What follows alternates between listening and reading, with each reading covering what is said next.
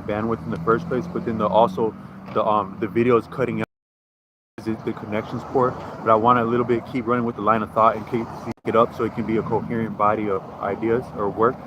But what I was saying is that you can appreciate the best way to appreciate what a learning venue is, a school of any kind, even if that were one-on-one mentorship, is that it's a networking venue. So the reason you go to college is because it's a networking venue. The real value in it, whether you're segueing that into other seats of learning or professional activities, or even your own goings on and self-styled, self-directed learning, the real value that you get in school is that it's a networking venue at all times like that. But also it's a seat of leisure that allows you to entertain thoughts, to indulge books, to entertain books, and then also to have some time on your hand to think like that.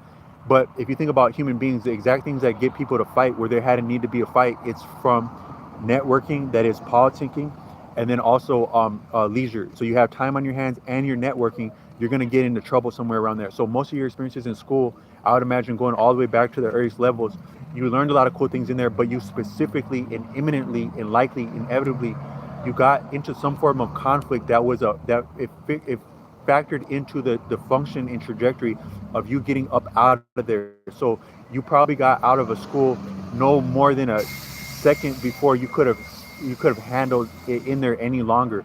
That's the sooner you were out of there if it worked out for you. And all the trouble you got in there, it was part of the lessons you learned there, but it's part of the exact trajectory to get you out of there. So no one actually does belong in a school in the truest sense of the word school indefinitely, just because of the foundation of it is that it's destined to fail like that. That would sound daunting like that, but that's actually healthy like that, because it's just like anything of comfort, like a womb. At some point the child has to be expelled from the womb. Also at some point the pupil has to be expelled from the school and or learning relationship. That's the healthy outcome in aftermath of a healthy experience of school. So that would be the same of a school, and also of a direct mentor relationship, is that shit, it wasn't meant to last if it's righteous, because you don't belong stuck up under their ass no matter how great they are, a teacher or anything, mentor or anything. You don't belong up under their ass too long. So that's why. So I was thinking that I was telling my father that I think that if you actually have a real experience I think I may have actually met a real master. I can say that I know a real master. One is that they're recognized as a real master, and they have a guitar instruction that's actually being designed, curated for some of your outstanding schools on the East Coast. Outstanding of outstanding schools. This person is heading up their small, simple, but dynamite of a book, pound for pound. And I was with him as he was writing that. But also my experience with him, the kind of energy and attention he gave to me, one on one, uno a uno, in his minimalist apartment in the city, the next city over. It changed my life just to think that things can be done like that. That you can be that efficient as a person. You don't waste no extra money about gas, because he had nothing but a bike and a hardwood floor, a book table, and himself in there and his student in there, and we're getting down to business like that. And it was beautiful. He didn't waste nothing of words or nothing, but he actually gave me his undivided attention. If you were to actually account for how much value I got in his attention alone, and the confidence that conferred and the competence that conferred, is worth greater than anything that I would have afforded for my music education, books included, coursework included. Also, how that worked out or didn't work out, and how I had to come off of different books. It was all exactly worth the compensation of spending time up under him. But I noticed that a couple times when we were together, one is that he was telling me insights and approaches to the guitar where I wouldn't have never got nowhere as close to confident with the instrument as I have being around him. But also he would make subtle barbs in there that was like a little bit like, he wasn't all the way holding my hand all the way like that. He was like a little bit goading me, like yeah man, this and that man. But like he put a real challenge, a real teacher is gonna put a challenge to you, but in such a way, in such a sweet little way, that it had to make you be better than you thought you could be, and actually come up off of wanting to be around that fool, because you're like, damn, I can actually do this, like, and that fool actually don't know all of what I can do. But also I'm about to show myself and show people what I can do better by myself than next to anybody, even a master. That's the experience of coming off a master, is that, yeah man, this is how you do some cool stuff. But get out of my but who actually is better, me or you, fool? And then you get to fighting about it. Then you go your different ways, and now both of y'all are better for knowing each other and better for being apart too. That's you have met a real master like that. So that's what I was saying is that there should actually be a little bit of contention in an actual a seat of learning or a relationship of learning, such as that it prompts you to be your best and to be free of things because what are you learning if you're not learning to spread your wings? But can anyone actually teach you how to fly? No. People can introduce you to yourself and sponsor and be a they can correlate and they can engender the development and the birth of your confidence, but your confidence is actually what's steering that relationship because you wouldn't be able to afford that relationship if it wasn't for your confidence in overcoming different things your way. But also you can't actually teach somebody how to fly, you can't teach somebody how to write a book. You can just sponsor or engender their confidence and then they get it done from there. That's the best way for an assignment. Hey man, I need y'all to get that done. Get what done? Get it done how? That's you sounding like an amateur. The pro actually already got to figuring that stuff out because it just got asked to be done and you had to figure it out like that. But I just wanted to share some of that insight. Is that might be the best insight I can offer on this entire channel? Is that spend some time next to someone cool and figure out how cool you are as they rub off on you. But also don't get stuck next to them because you might be cooler doing your own thing too. And if they're honest, they'll come at you like that. And my teacher had been like that. Is that what he gave me of his attention? There's no way I could have compensated him for that. But even what I did compensate him, he wasn't tripping about what I did and didn't compensate or how long I was up under him because he had cool stuff going on in life. But he was interested in me as a person. Is that, damn, you are interested in this guitar, man. Sometimes I get bored with the damn thing even as much as I played it. But you seem to really like it, man. That's cool. But also you should be you, man, and don't get stuck under nobody, not even me. That had been his standpoint, a real master. And I wanted to offer that with this. But then the other thing I wanted to say too is like this is a little bit different, but I was saying that in a video that did make it up is that some of I think that the Twin Cities where I live at, it's a case in point, a litmus test of canary in the coal mine for the way that the entire country goes. Some people have said that the way that Texas goes as freedom, it affords the country its freedom because you would say that some of the stability of the United States dollar and also the position of the United States as a semi-island, it's possible because of some of the strength of the American military, but that's not independent of Texas because Texas gave us some of our best cadre. I would imagine that the best cadre ranks of the military going way back, a lot of them, if they were coming from any place specifically, it would be Texas pound for pound. A lot of your military know-how, cadre, daringness, but also just the actual cowboy culture of Texas, being sturdy in the outdoors when you're away from provisions. That's a lot of Americana right there. But also, I would imagine that plays into the actual tactics and experience of the military. Texas like that. But so the world goes the way that America goes as America fancies freedom, but America also goes the way that Texas goes, the way that Texas fancies freedom. But there's a balance to all things. So you could say that America, they get the freedom off of Texas, if we're being honest. But then actually some of the lines of authority, the lines of boundary, the politics that is, the Twin Cities is a case in point for that. The Twin Cities is because you had some of your famous incidents, a lot of your real teachable, famous incidents that make people question what is America, where is the things going. The Twin Cities would be the tip-off point for a lot of that, going back to the riots of 2020, and then even some of the controversy that's going on now. And I wanted to say that some of that, it might be because, see, history repeats itself because we are comprised of cycles. Nothing may proceed in a straight line, not even your life, not even your thoughts, not even your goings on. You have cycles that will return to you. But within the cycles, you have the provision to make choices within the cycles. So you actually can't dispense with the cycle. You can improve upon it and transmute it into yet a new cycle that's not independent of being a function of the prior cycle. But we're within cycles this whole time. So history repeats itself, but also the land that we're upon, it actually has the same advantages and disadvantages now that it lends that previous players of this life cycle game had. So with that being said, the Twin Cities is a unique standpoint geographically that you would actually make a twinning of cities. That you would have a twinning of cities would likely imminently be right here where the Twin Cities are, based on the geography and the actual the city planning and the engineering around cities, the city planning going back.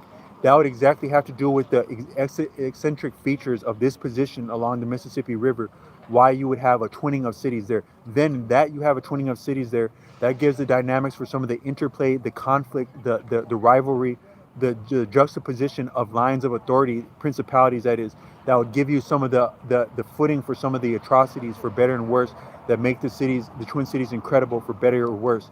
I won't rehash all the ways that the Twin Cities are unique, but as topical topics are available, the Twin Cities is a case in point for topical discussions to the present day. But that might actually have to do with the amenities and what's afforded by the eccentricities of the land.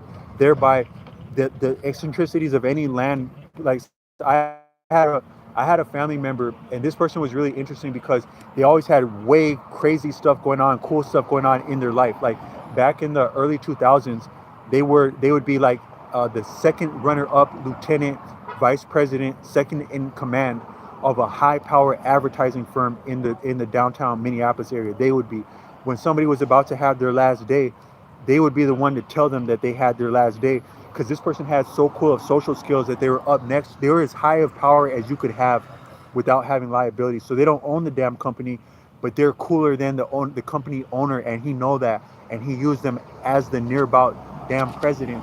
But they actually they take him a step back from that amount of liability, so he has more power with less of liability. How savvy he was. But also, when people be having their last day, he'd be the one to have to tell them that when they have families and stuff, and you didn't have a gig economy back then, so you got your last day at work, that you got a lot of explaining to do when you get home. And he will come home with stories like that, talking about that.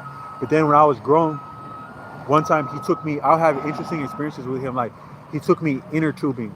And when you go inner tubing, not growing, I grew up around lakes, but not around inner tubing, because literally I didn't get out on the tubes like that.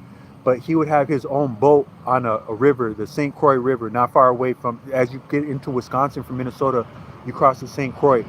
But he would be the boat behind it when he on for dear life. This is how you continue to hold on for dear life. He taught me that the matter. But he would take me to the floor seats. So I'm from the Twin Cities, and I go to the floor seats. I now and have long lived a few blocks away from the governor's mansion, but I never actually met the governor living a couple blocks away. But when I got out to a actual basketball game, so this is funny. I got out to a basketball game with my uncle when they were playing. The Lakers came to town, and I remember I think it had been I'm not gonna name drop one of the greatest Laker players that we've seen in the last 20 years, but it had been that guy, and he was at the free throw line. But I'm the kind of person where people always been wondering if I've been sober. People have been wondering that whole time. The actual one of your greatest Lakers. Now it's funny that the Lakers, they got their name from here, the Twin Cities. They had been the lakes. And you don't.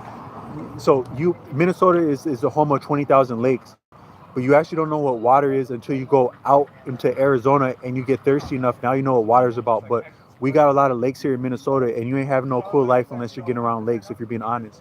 But it had been the Lakers come from the Twin Cities, but then they got out to California and they became the Lakers again. But we're still a lot about lakes in the Minnesota if we still got cool stuff in our life.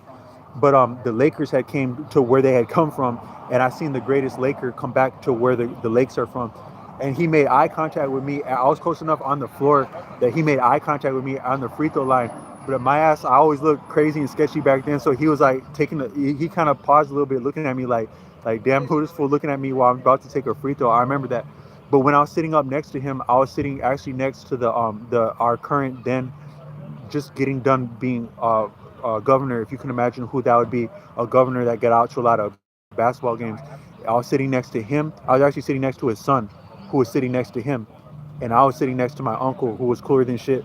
That's the kind of experiences my uncle got me. But when I was on my way to that game, the deeper lesson I learned there, even than making eye contact with a great player, is that he was like, yeah, man, you see how we're driving right now? We're driving from St. Paul to Minneapolis, right?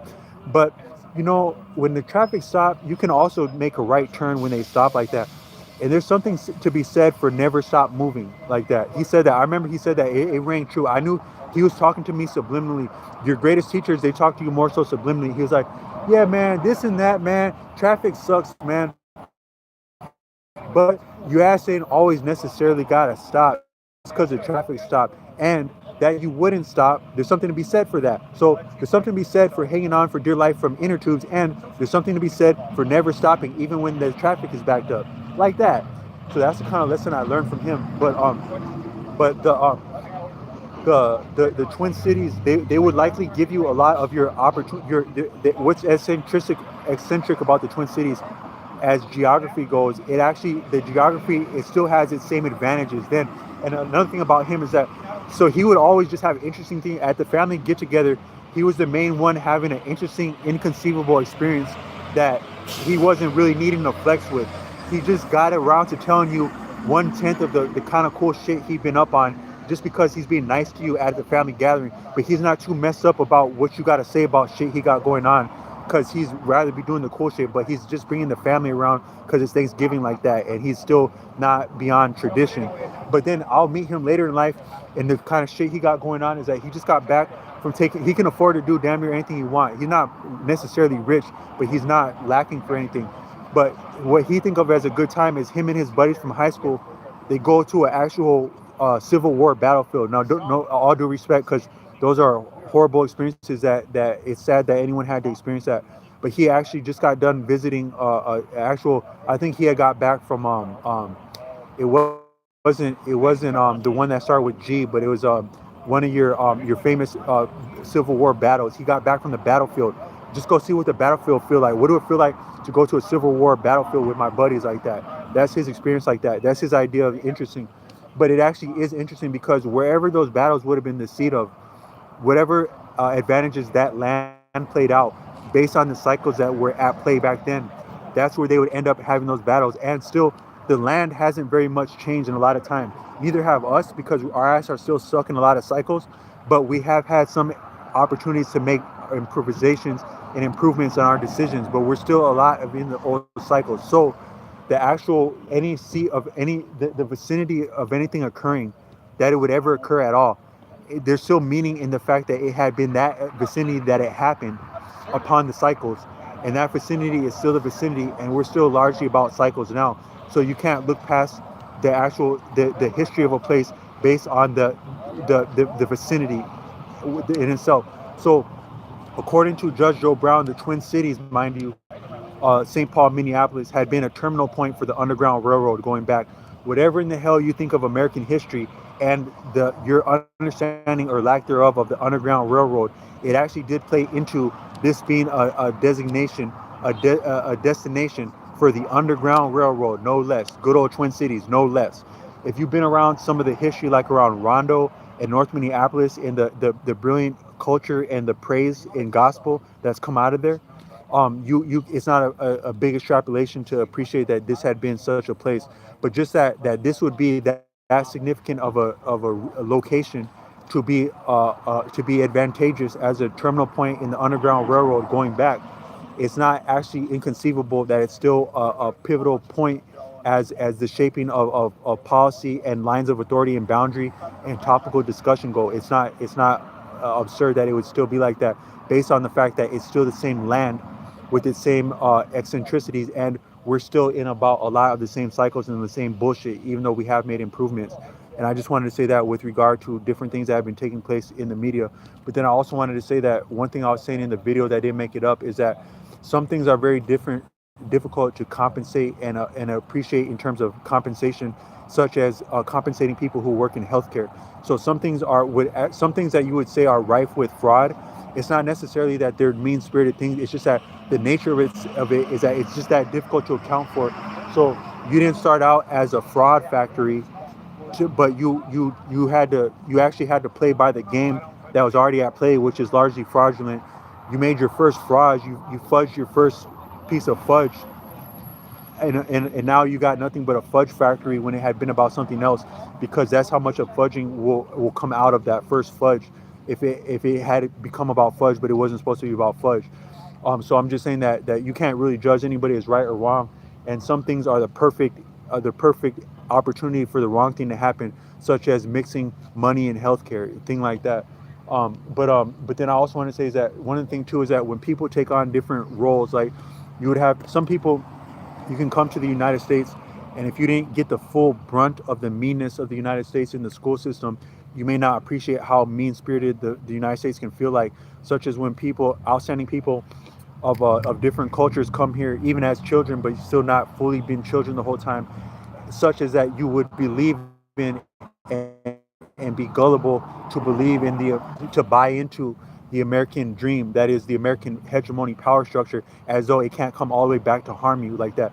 So you take on a professional role, you use your likeness, your face card to get on with professional venues, you get some privileges that come with that, some favor, esteem, but you don't appreciate that you're undoing and you're falling, you're precipitous falling while bearing the face card of a professional. That's part of also bearing the face card of a professional. So when you're compensated as a professional, you're preemptively compensated for the fall from grace you may take. And if you do need to take it, you will need to take it. And that'll be part of what you were compensated for. And it's part of the function of operating as a professional, is that we need people to take the, when we got to take the heat now, because even professional things, they got to take heat too now, mind you. Different professions, different businesses, industry, they take heat too. You wouldn't think that the actual mechanic of this and that got to take heat sometime, but even as much as the mechanic work around engine, sometimes the mechanic got to take heat. Sometimes the official got to take heat. You wouldn't think that, but it can happen like that. And so if you were completely buying into the system enough to actually want to rock a face card as a professional, you may be taken for a ride when you figure out how it come down like that. And I had learned that from another bus driver, is that he said that they could near about automate these things now if they needed to, but things will go wrong, and when they do, they need somebody to take the heat for that. That's you, buddy, as a professional, buddy, as a smiling professional. That's also part of your role. So I'm just saying that a lot of this stuff is par for the course when people are getting the bad of it, but they didn't have to be bad people. And some industries, they lend themselves to falling the hell apart because they had been bogus to try to mix compensation and care, which is love. You can't mix money and love, therefore you can't mix compensation and care. But I'm gonna duck out with this one and dip off with this one and bow out with this one, because I said about what I need to say as respectful as I can. One love with this piece.